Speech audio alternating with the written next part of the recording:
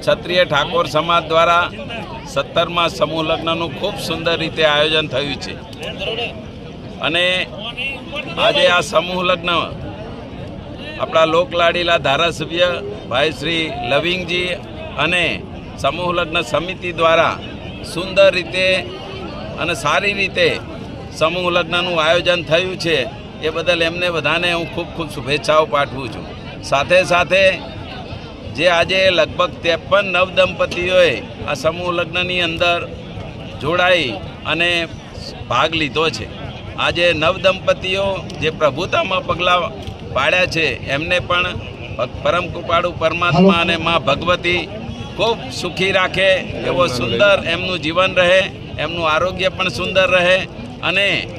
તેઓ પણ સમયની સાથે સાથે અને સમાજને સાથે લઈને આગળ વધે એવી શુભેચ્છાઓ પાઠવીએ છીએ। દીકરા દીકરીઓને જે પ્રભુતામાં પગલાં પાડ્યા છે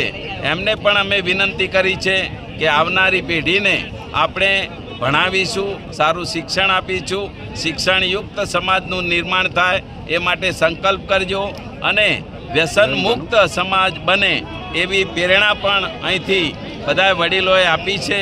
સાથે સાથે સમાજની અંદર આવા સમૂહ લગ્નના કાર્યક્રમો થતા રહે અને સમાજના પૈસાની બચત થાય અને એ પૈસા શિક્ષણ અને આરોગ્યમાં અને બીજા આપણા સમાજના દીકરા દીકરીઓને મદદરૂપ થાય એવું સુંદર આયોજન થયું એ બદલ બધાને ખૂબ ખૂબ શુભેચ્છા।